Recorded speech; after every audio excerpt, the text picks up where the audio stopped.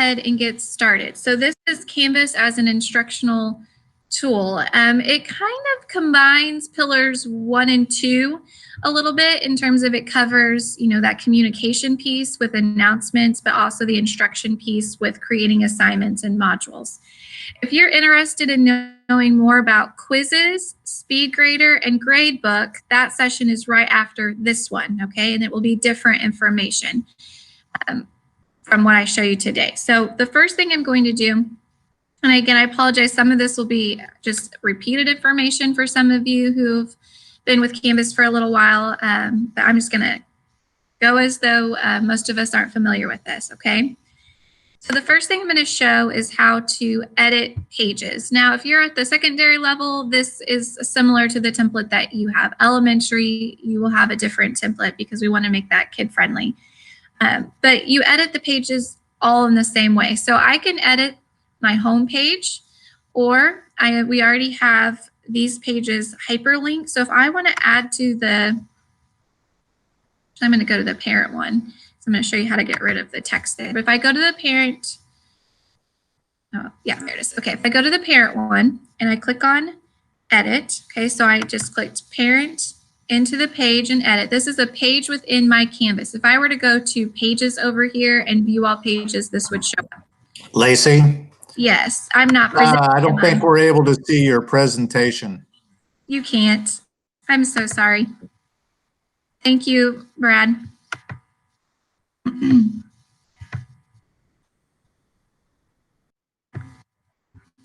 All right, let me start that over.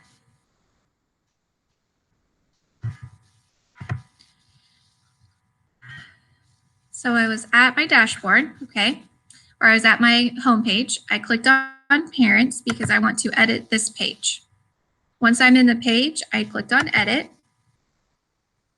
And what I'm going to show you doesn't use City Lab, so you won't need the rocket ship tools over here. You can just hit out of that. All of this information, you're using the rich content editor. The rich content editor actually changed over the summer. And so I want to show you a few things that look differently, that are links or buttons that we used often. So if I'm here on my parent course and I want to link to an outside website, so let's say I want no red ink. Maybe that won't show up on my parent resource page. It would be better for my students, but I type what the website is, and I'm going to go ahead and copy it. Now I'm going to highlight it. Sorry, my sessions are starting to blend together a little bit. I'm going to highlight it, and then I'm going to find the link button. It either shows up here or it's possibly hiding behind these 3 buttons. Okay, so there I've got my link button. Now this is a little bit different.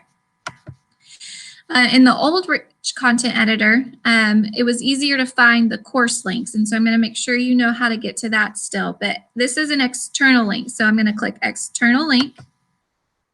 This is the text that's going to show up on my page. And then you can copy and paste the URL. I know that it's snowredink.com. So I'm going to go ahead and put it there. And when I hit done, this will be linked to that website. Okay. That's to hyperlink to an outside source. This is how to hyperlink to something that's in your Canvas page. So if you are wanting them to work on the grammar module, maybe that you've created, and you want it to link straight to that particular module, you can do the same thing for a quiz, an assignment, a page. I click here. I'm going to go to the link button again. But now I'm going to do course links, okay? These will be individual pages, individual assignments, and so forth. Course navigation is the page as a whole. So if I wanted this to just go to modules in general, I would hyperlink it using the course navigation. If I want it to go to a particular module, I'm going to click on modules. I'm going to have them go to the English Essentials one. And now when they click on it, it'll take them straight there, okay? So that is our linking button for anything that is outside or inside Canvas. Another button that got moved and kind of got a facelift, I guess, is the apps button. It used to be a down blue arrow. Okay, it doesn't look anything like that anymore. It is now probably hiding between the 3 dots here, but it looks like something you would plug in to the wall. Okay, this is your apps button here. It's a plug. We use this a lot. This is where you go to embed your YouTube videos, those Google slide presentations that get embedded. Those are really nice because if you embed a Google Slides and you update it from your Google Drive, it automatically updates it in Canvas as well. So that is awesome for teachers and students and parents. So if I click here, let's say I want to find a video to embed. There's some out there with Branson Junior High. I'm going to put this one right here. I'm going to click embed. Now that app makes it to where the kids can view the video in Canvas. They don't have to leave Canvas to do that. And so if I wanted to do a Google Slides, I'd use the same button.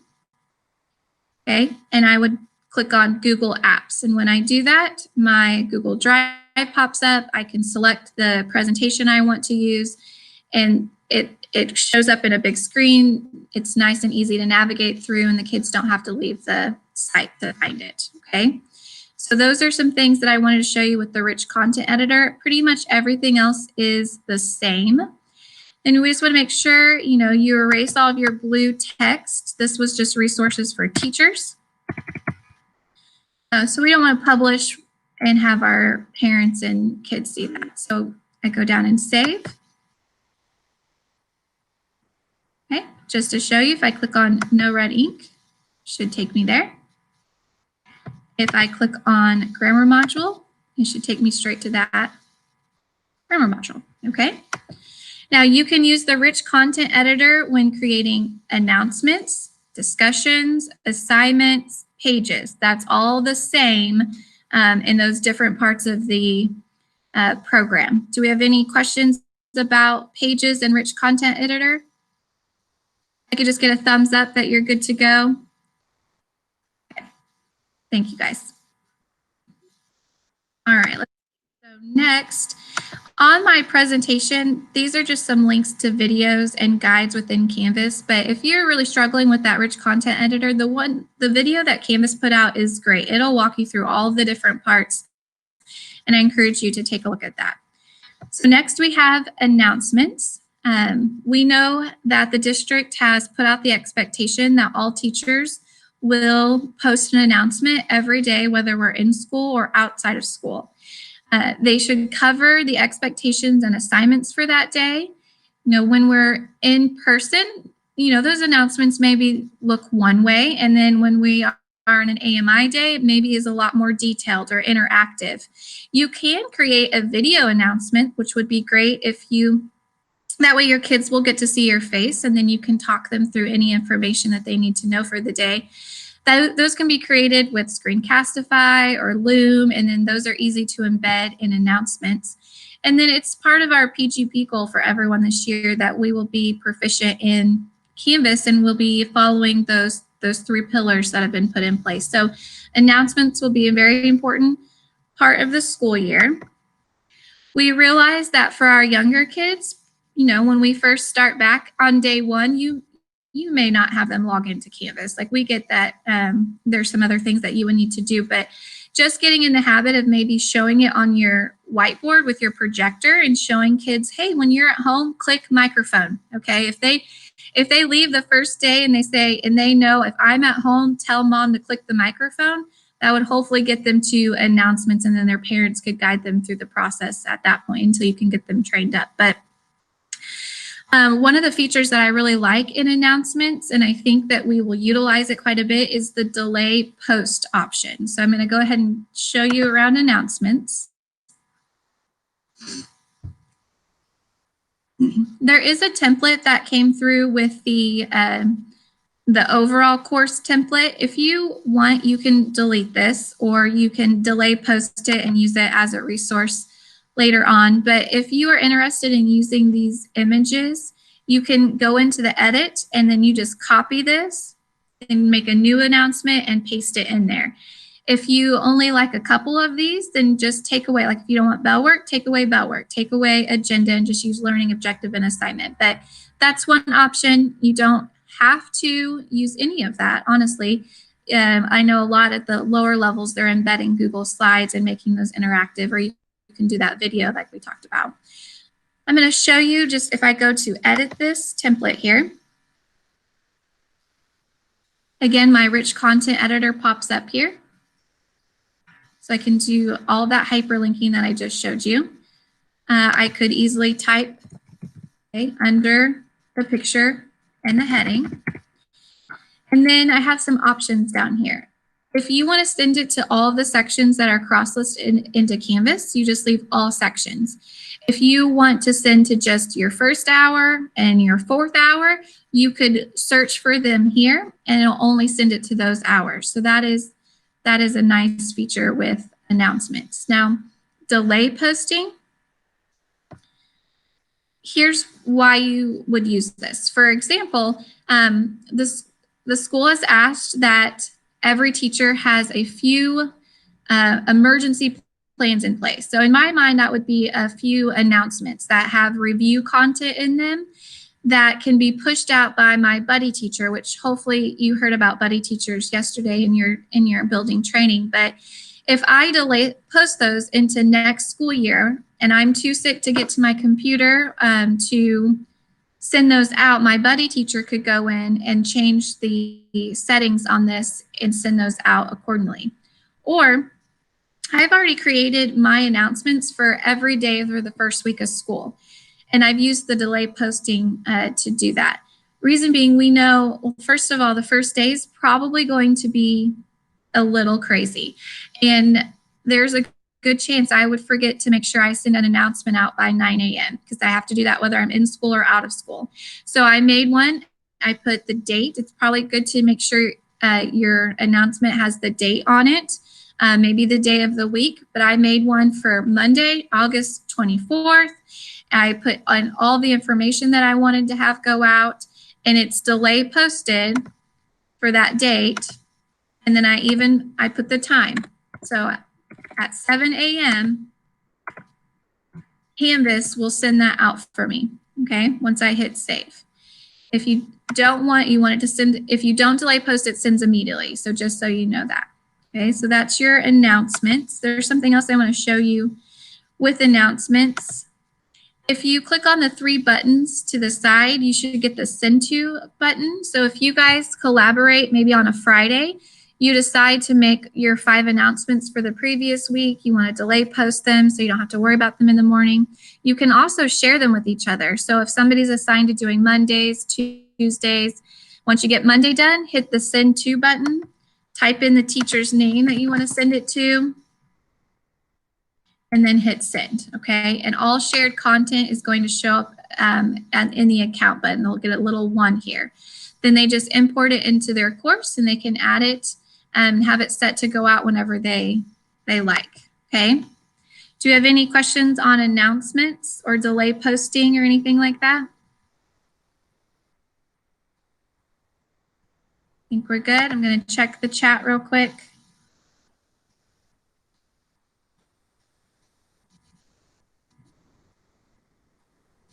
Okay, Robert, I'm sorry, your computer is still acting up. But okay, I think we're good to go. Let's look at assignments. There's quite a bit in assignments, so here we go.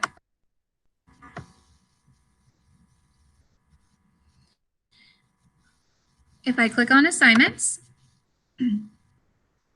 there's a couple things that you can do here. First of all, I want to tell you about assignment groups. This could be helpful at the secondary level if you are going to assign a certain percentage, like overall assignments is 40% of a kid's grade, or quizzes are 60%, however you guys set that up. In order to make that happen, which I'm going to go in more in detail in the gradebook one, that's next, but you would add an assignment group. So when I hit this, I made one that said assignments, and then I hit it again, and I made one that said quizzes. And then I organized them accordingly, so I get that overall percentage. If you're somebody who doesn't need to worry about those weights, then you can still set up assignment groups and organize it that way, this way as well, minus the percentage here. So if I go to add an assignment, I will go ahead and give it a name. Let's see. Do research today. I have that rich content editor. I can hyperlink to Google Doc. I can embed a slide. I can embed a video from YouTube if I want them to watch one, etc. I can embed a lesson that I recorded at home. If we're on an AMI day, all of that can go right here. As you scroll down, you get some different options. So here would be how many points you assign those an assignment. This would be if you want to change the groups. If this was going to end up being a quiz, I would have put it under quizzes, or if it's homework and not classroom work, I could have added a new group and sorted them that way. Right now it's displayed as points. If I don't want to do points, I want to do more of a complete and incomplete, just that the kid got it done or they didn't. That's an option here. Our submissions types. So this is important, okay? No submission maybe would be like a classroom discussion where you were basing it off their participation, okay? So you can still put the grade in Canvas. It just isn't gonna, they're not gonna have anything uploaded to that. A lot of us will use online. For online, I wanna tell you about these two options right here. A website URL. If you want to look at a Google Doc in the live version, you need to click website URL. So if I'm having some kids drafting a story and I want to see their progress on it, they would actually hit the share button, grab that URL and paste it into this when they upload. So when I view it from SpeedGrader, I'll get that link, I'll get to click on it, and I'll be taken straight to the live document. If I do file uploads, which a lot of us do, it's a snapshot. So it's not anything that I'm going to be able to see in live. So just so you know the difference between those. Submission attempts, if you allow for unlimited, it's not going to necessarily, it is somewhat going to take the place of the one that they had previously uploaded, but you can actually go back and forth between the different uploads. So I've had a kid maybe upload the same assignment 3 times, and I get to see the different versions of that. So just so you're aware, it doesn't completely take the place of the assignment. I guess I should go back up and finish my conversation here. On paper would be anything that gets turned into you in the classroom. Lots of on-paper assignments, still can grade them in SpeedGrader as well. This group assignment, if you are somebody who plans on using groups, maybe reach out to me and I can create a short video on how that works, but majority of teachers don't use this feature. But there are some of you who may, and let me know that and I can give you a video resource. Make sure you click Sync to SIS, okay? That will push all of your grades over. You'll go into SIS, you'll find the Canvas symbol, you'll click on it, and then your grades will update automatically to SIS. You can assign to just a certain class period or everyone, give a due date, etc. Okay? Before I want to show you one more thing in assignments, but I want to make sure you're good with that, what I just showed you. When they do the online and they do a file upload, that's going to be from their Google Drive. So when they click submit, their Google Drive will pop up and they'll select the document that they want to upload and then they'll hit submit. And then I'll be able to see that on my end, okay? Another great feature in assignments is the external tool. So I'm going to show you that real quick. Still in the same assignment, and I'm going to show you that also from the student perspective and what it looks like when you go to assess it. Get back on submissions types, there's something called external tool. From here, I'm going to click on find and search for Google Docs Cloud Assignment. Okay, so when I click on that, my Google Drive pops up. And then let's say I'm going to add this one. So I'm going to select it and hit submit. I'm going to hit select again. Okay, and I'm going to go down and save, and I'll show you what that looks like.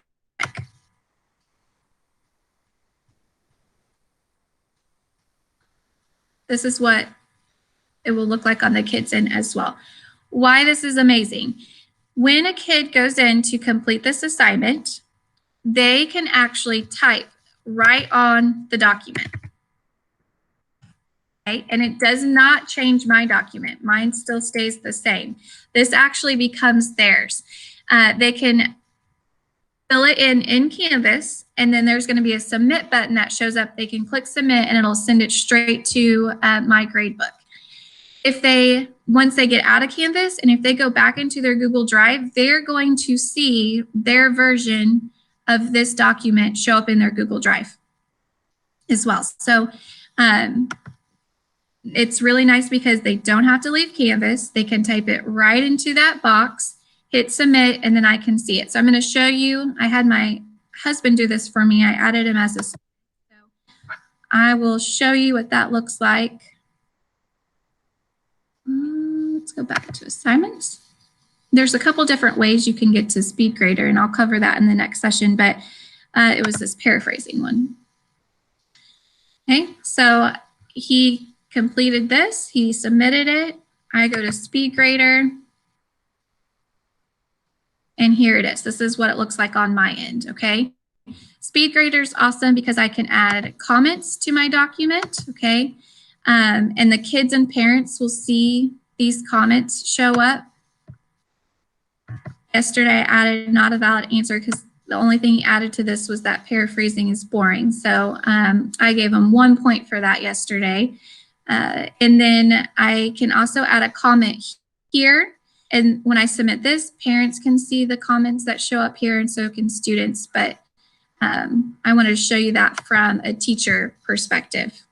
I think that's a pretty powerful tool that it's an easy way. I know Google Classroom, there's some teachers who are really holding on to that idea of Google Classroom because it's easy to share things out. And this is similar to that in terms of them able to get a copy and then actually type on it inside of Canvas. Okay, I'm assuming it's similar. I've never used Google Classroom, honestly. So,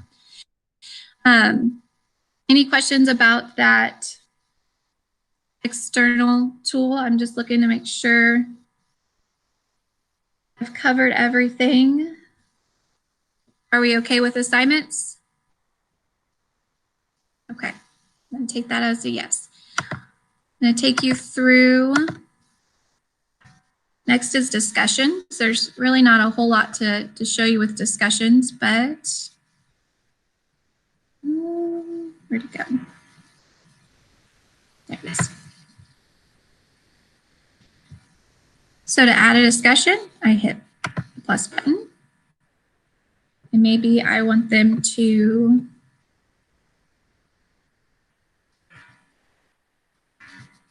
talk about research. That'll be the name of the discussion. I get my rich content editor to do all of those hyperlinking, embedding that I wanted to.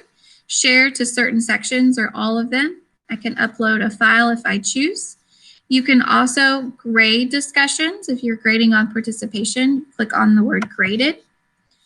You get additional options with that. So let's say that I want this to be 10 points. I want to make sure it syncs to SIS. I want it in that assignments group, so I'm good there. And then I can put the due date and assign it to them. Okay. Hit save. I'm going to go ahead and publish this. And I'm going to go back and kind of show you what that looks like from the student view. If I click student view here. All right, discussions. I see this from a kid's perspective. They will hit reply. They will share their response. They also get the rich content editor, so you can even request that they add additional links here. I'm going to post the reply, and that's what they would see. Okay, and then you can reply to that comment, or a student would reply up here to add to the discussion. Any questions about discussions? Does the student and parent see if you choose not to set it as a grade? You know, I don't, probably they just wouldn't see like if, let's go back. Right here it says this is a graded discussion. Let's go back and see what happens if I decide to, now I'm in student view, that's right. Okay, leaves.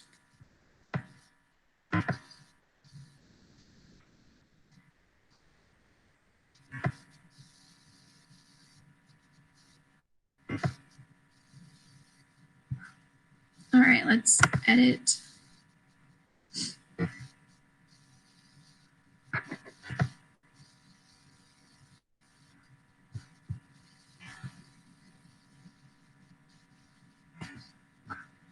Okay, took off that grading. And now it just says, it doesn't say this is a graded discussion. So I hope that answers your questions. It doesn't just come out and say this is not graded, but they will see that it doesn't have those points assigned to it. Any other questions? That was a great question. Anything about discussions? I think I've covered everything with that. Modules are next. So modules, I think, are a little bit intimidating for some teachers. But honestly, if you know how to create a page, an assignment, a quiz, if you can create all of that, you can organize it into modules fairly easy. Okay, so modules can be used in a few different ways. Some people, they go as far as creating weekly modules. And so you'd have the week of August 24th, and then you organize your activities for that week. I organize mine by unit, and then we just work through the unit until we're done with all of the tasks. And so if I show you, we're going to go back to home. Okay, modules is already, if you're using the secondary template, is linked on that home page, unless you've changed that to maybe assignments. But here I've got some already created. If I want to add a new one, I'm going to hit create, add module or plus module. Give it a name, research. This one. If I lock it, I can put a date in, and then my kids cannot access it until a certain date. Or you can just leave it unpublished until you're ready to publish it. If you add a prerequisite, this means that a kid has to finish a previous module before doing this module. So that's an additional option there as well. So if I click add module, it shows up at the bottom. If you'd like to move the location, you can drag it up and down. You can also go over to these buttons here, and you can click the move module, and it'll just, you got a few options there, so it takes you straight to the top if you choose that. This button right here also allows you to edit the name, and also gives you those requirements or to choose from. And then we can share modules to comments. We can't use the share to button that I showed you with announcements. Modules still have to go through comments, but you could do that from here. I like to set up my modules the same every time. And so I start every module with a page, and on that page, I put the standards, I put all the activities that we're going to work on, and the resources that are needed for that. And then under that, I organize it based on the order that I want them to complete the activities. So you can set up modules however you like, but whatever you choose, I would try to be consistent with that, okay? Let's say that I want to add, let's say a page. So that's the way that I want to start my module. So I have lots of options here when I pull this down. I can add an assignment, quiz, file, page, etc. So I'm going to add a page. I can add a page that I already have in my course created, or I can add a new one. Okay, so I could do objectives. And then when I hit add item, it pops up there. I can click on it. Then I'm actually in pages. Okay, it takes me outside of modules. I'm in pages. I click edit, and then I get that rich content editor, okay? If I go back to modules, and I want to add something else, okay? Now I'm going to do an assignment. I'm actually going to add one that I already have. So maybe I want to do paraphrasing with this particular one. I like to, after my initial page that tells them the objective and everything, I like to indent.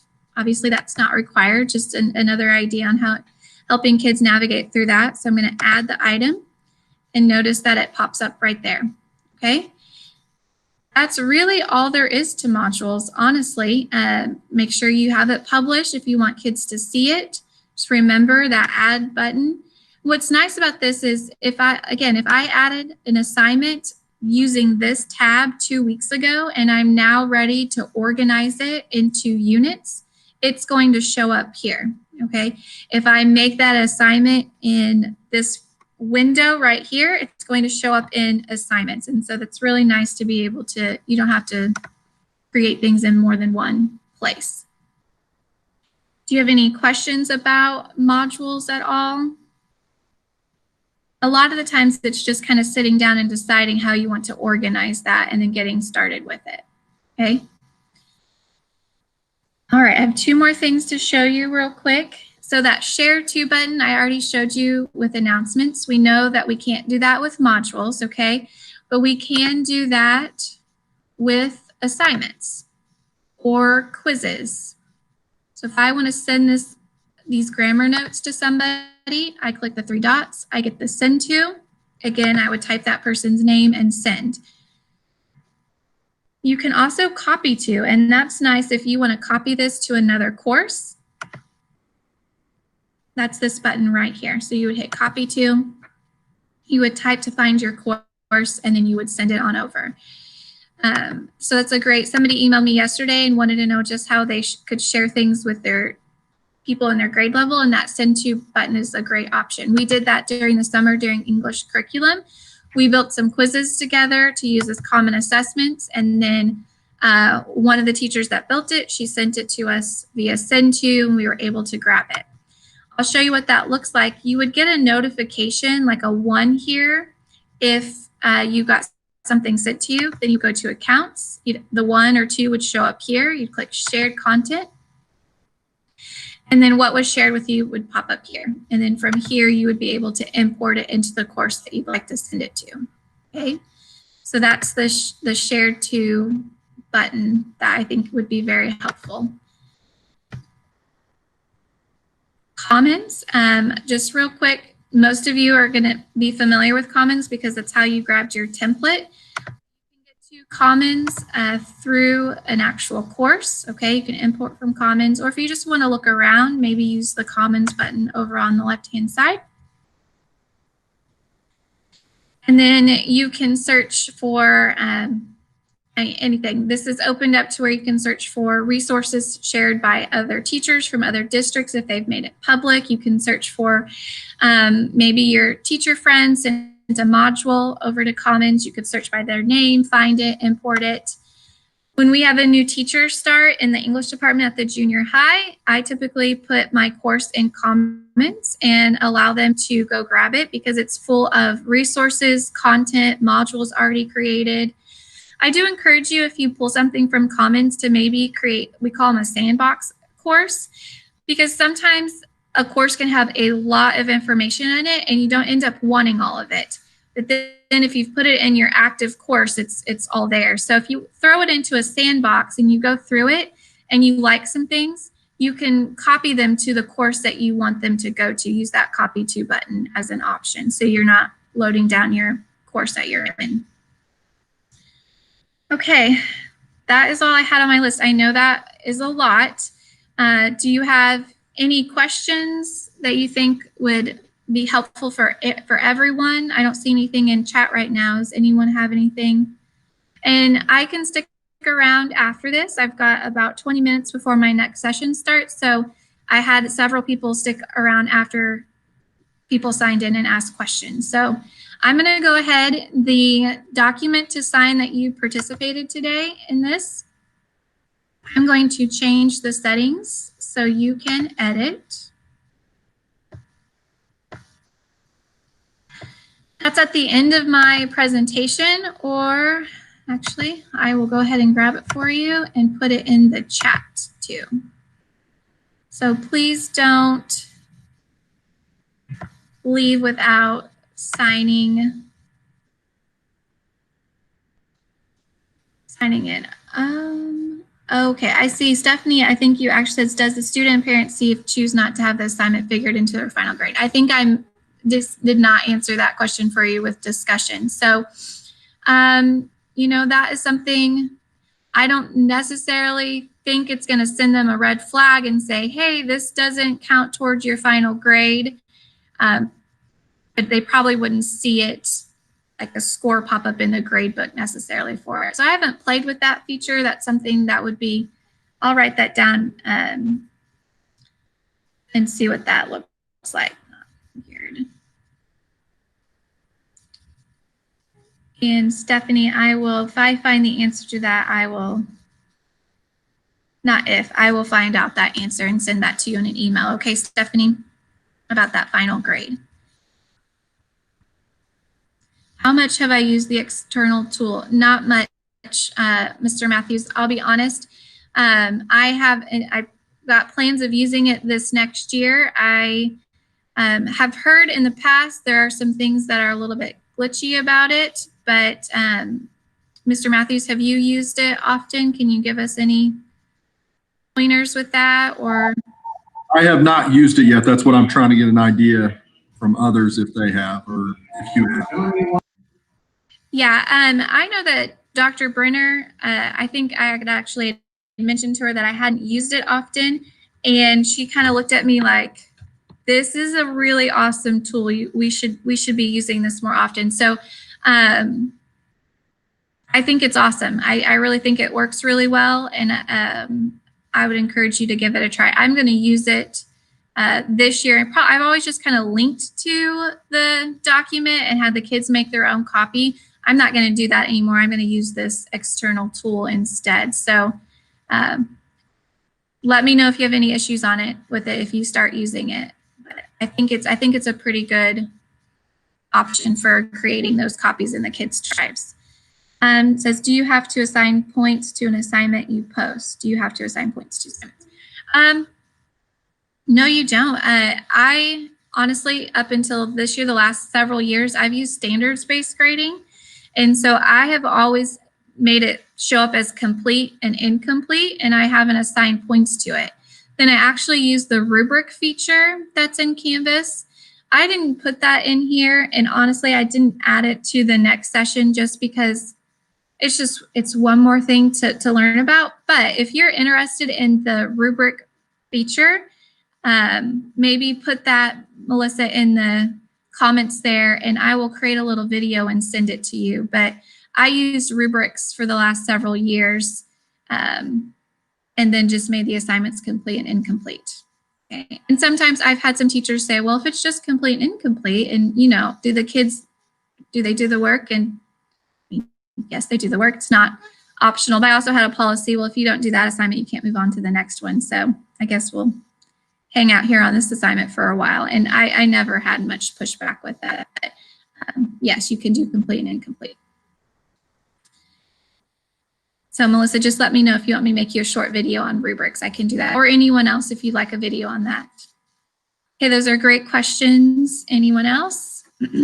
If you're good to go and you've signed my form, you can head on out, and thank you for coming. And if you still have questions, stick around and I can continue to answer them, okay? I hope you guys have a great rest of the day.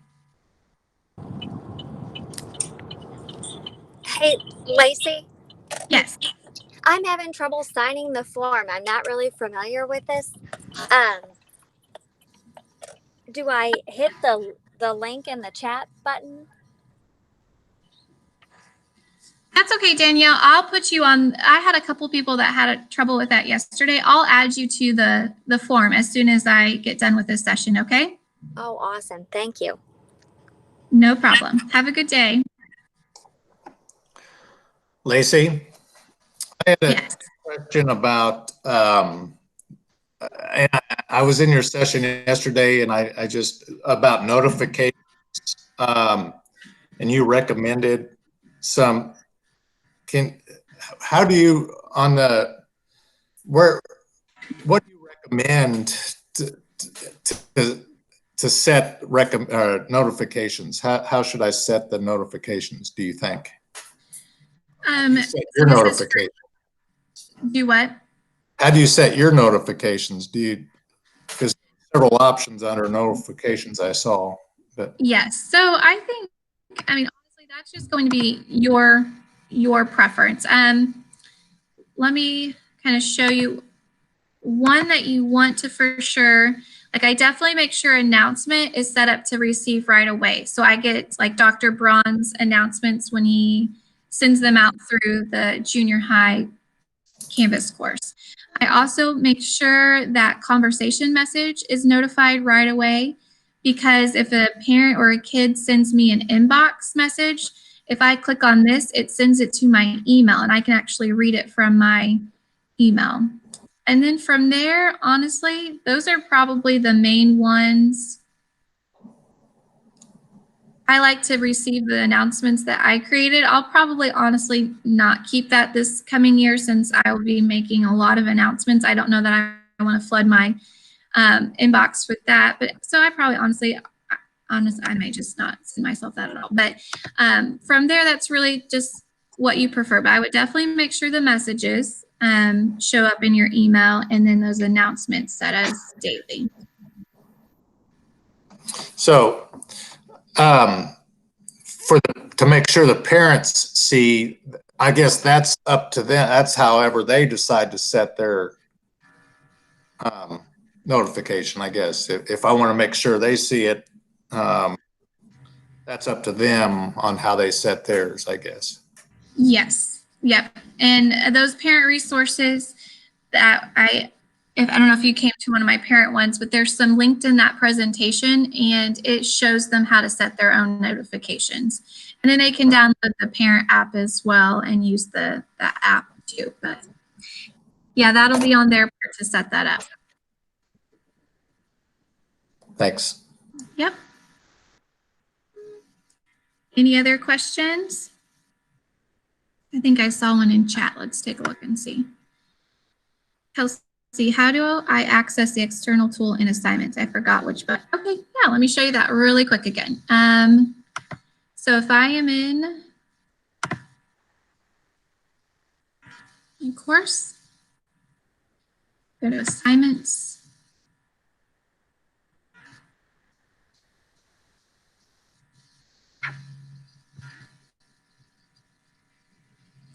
That was located in submission type, Kelsey. So if I go to submission type, I get these options. I'm going to click external tool. This is going to be blank, and so I would have hit the find button, and that is called a Google Docs cloud assignment. Okay, and then once I click on that, my drive shows up, and I can pick that document that I want to include in there. Let me know if that answers your question, Kelsey, okay, or if I can show you something else in there.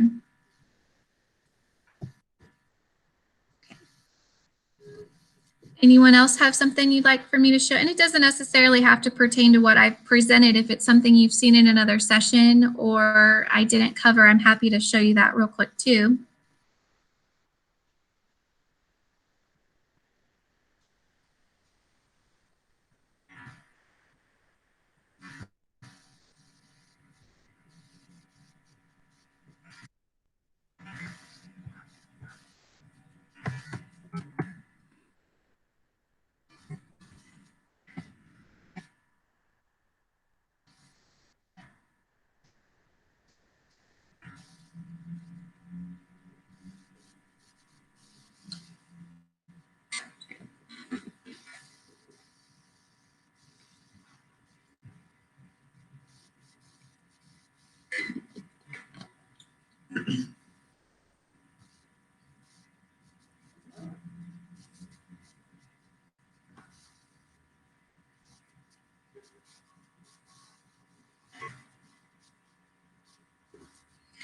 Amy, your you're still in here, just checking. Do you need me to help you with anything?